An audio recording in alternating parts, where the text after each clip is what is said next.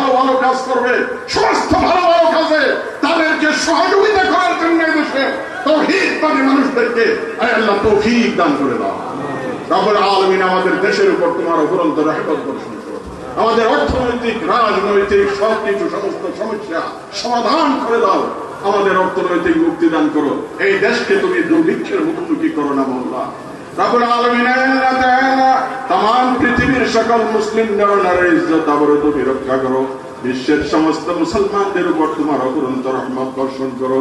بجود سبحان ربك رب العزة عما يصفون وسلام على المرسلين والحمد لله رب العالمين واجعل آخر كلامنا عند الموت لا إله إلا الله محمد رسول الله. السلام عليكم ورحمة الله.